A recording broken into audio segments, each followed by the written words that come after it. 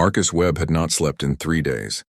Not the kind of restless sleep where you toss and turn and check your phone every hour. Real sleep. The deep unconscious kind where your body finally surrenders. He had not had that in 72 hours. His eyes were red at the edges. His jaw carried a stubble that had crossed the line from intentional to forgotten. And his hands, the same hands that had once held his wife, Sarah, as she took her last breath, were now gripping a boarding pass so tightly that the paper had begun to wrinkle at the corners. Gate 14. Flight 2847, Chicago O'Hare to Seattle. He had exactly $15,000 in a brown envelope tucked inside his jacket, pressed flat against his chest like a second heartbeat. It was every dollar he had left in the world.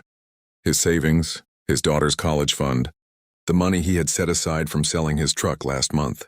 All of it because Dr. Reyes at Northwestern Children's Hospital had told him 2 weeks ago that without the experimental treatment available only at Seattle Medical Center, his 9-year-old daughter Lily had maybe 4 months left. 4 months. Marcus was a paramedic. He had spent 11 years responding to emergencies, pulling people back from the edge of death, keeping his voice calm when everything around him was chaos. He knew how to hold it together. But when Dr. Reyes said those words, 4 months, Marcus had walked out of that office, sat in his car in the parking garage, and cried for 40 minutes straight, the ugly kind of crying, the kind that scrapes your throat raw. Lily was waiting at home with his neighbor, Mrs. Patterson, who had offered to watch her while Marcus flew to Seattle to meet the specialist and arrange payment for the treatment. The hospital had made it clear. This was a private clinic. The treatment was not covered by his insurance, and the deposit required up front was $12,000. Marcus had the money. He had scraped and borrowed and sold everything he could. He had the money, and tomorrow morning he had an appointment that could save his daughter's life. He boarded the plane. He found his seat, 24C, the aisle, and sat down, placing the envelope carefully in the inside pocket of his jacket and zipping it shut. The plane was full. A businessman in 24A was already asleep against the window.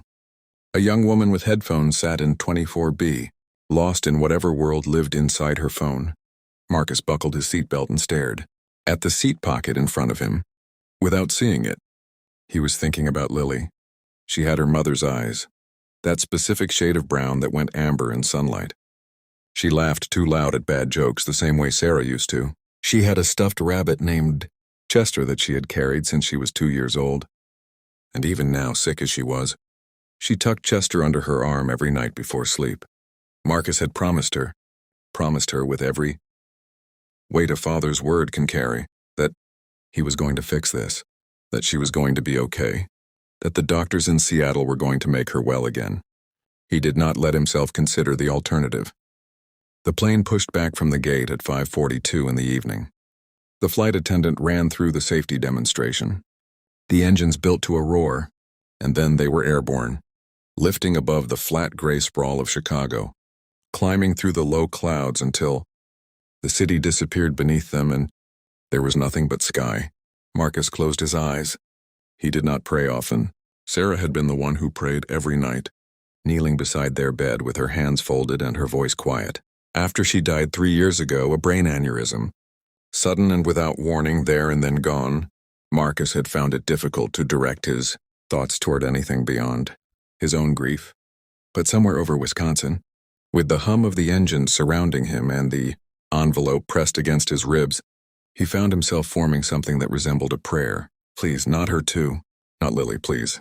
He was still holding that thought when the sound came from the front of the cabin. It was not a loud sound. That was what struck him later, how quiet it was. A soft gasp, then the sound of something falling. Then a flight attendant's voice cutting through the ambient noise of the plane. Is there a doctor on board? Is anyone a medical professional? Marcus was unbuckled before the announcement finished. It was instinct, 11 years of muscle memory. He was moving up the aisle toward first class before his conscious mind had fully processed the situation, and what he found when he arrived was a woman, mid-50s, well-dressed, pearl earrings, a navy blazer collapsed sideways across her seat. Unresponsive, her lips beginning to go the wrong color. He identified himself to the flight attendant as a paramedic, dropped to one knee beside the woman and went to work. Her pulse was there but weak and irregular. Her breathing was shallow. He checked her airway, tilted her chin, spoke to her in a firm, clear voice. Another passenger, a tall man who said he was a nurse, appeared at Marcus's shoulder, and they fell into a rhythm together without needing to discuss it. The flight attendant brought the onboard medical kit. Marcus found what he needed, assessed, administered, monitored.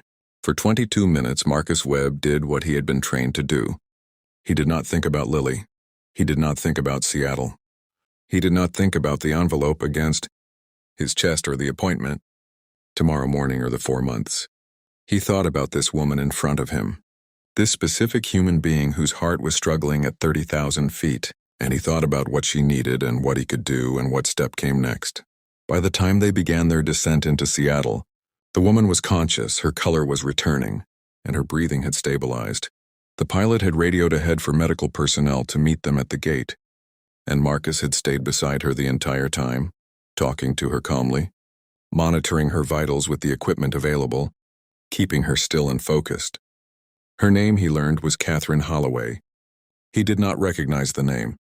Later, he would understand that he should have done, that most people in the Pacific Northwest who worked in business or medicine or philanthropy would have recognized that name immediately. But Marcus was a paramedic from the south side of Chicago, and he had never heard of Catherine Holloway, and it would not have changed anything if he had. When the plane landed and the paramedics came aboard, Catherine reached out and caught Marcus's wrist. "You stayed with me," she said. Her voice was still thin, but her eyes were clear and present. "Yes, ma'am," Marcus said. "What's your name?" he told her. She looked at him for a moment, with an expression he could not quite read, but something between gratitude and recognition, as if she were seeing something in him that she was trying to place. Then the paramedics were there, and Marcus stepped back and let them do their work, and he retrieved his bag from the overhead bin and walked off that plane and into the terminal with the envelope still pressed against his chest. He took a cab to the hotel. He ate a sandwich from the vending machine in the hallway because he could not afford room service and had not eaten since breakfast. He called Mrs. Patterson, who put Lily on the phone, and Lily said, "Daddy, are you in Seattle?" And he said, "Yes, baby, I'm here." And she said, "Is it pretty?" And he said, "I haven't looked yet." And she laughed, that too loud laugh, and said, "Daddy, you're so funny." He sat on the edge of the hotel bed after the call and put his face in his hands and stayed there for a long time. The next morning, he was at Seattle Medical Center at 8 o'clock. The specialist, Dr. Anand Kapoor, was thorough and direct and carefully kind in the way that good doctors learn to be. He reviewed Lily's files, which Marcus had sent ahead, and he confirmed what Northwestern had told them. The treatment existed. The trials were promising. The window was still open. And then his assistant came in and told Dr. Kapoor that he had an urgent call and asked Marcus to wait. Marcus waited. 20 minutes passed. Then Dr. Kapoor returned, and there was something different in his expression, a kind of careful neutrality that Marcus, after 11 years as a paramedic, had learned to read as the face people put on when they are carrying surprising news and have not yet decided how to deliver it. "Mr. Webb," Dr. Kapoor said slowly, "I just received a call from Catherine Holloway's office." Marcus looked at him.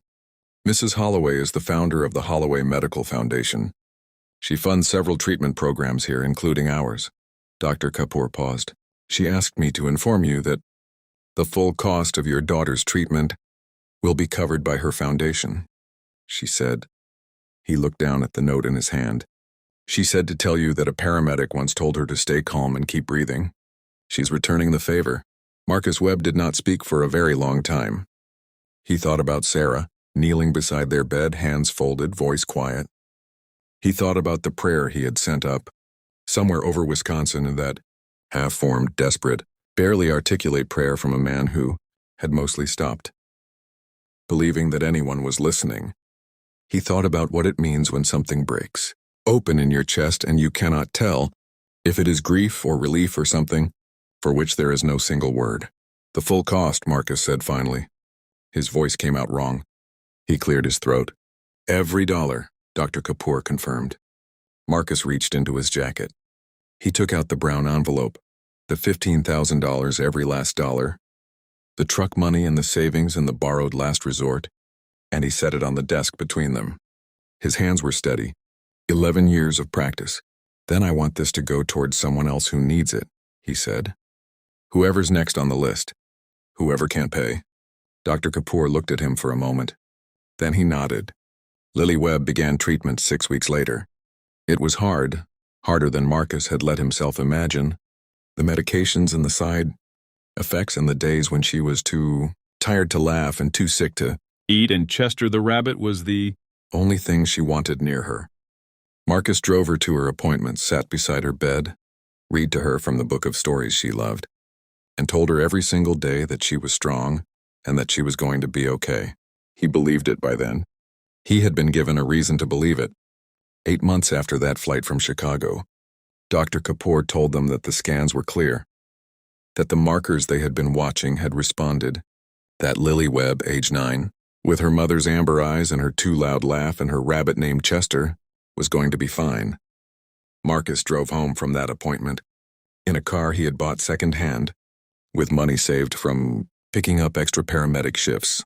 Lily fell asleep in the passenger seat 20 minutes outside of Seattle, her head tilted against the window and Chester tucked under her arm. The sun was going down somewhere ahead of them, painting the sky in colors that had no good names. Marcus drove and did not try to pray and did not try to think and just let what had happened be what it was. The whole improbable, unearned, undeserved shape of it. A woman collapsing at 30,000 feet. A father who could not stop himself from helping. A foundation.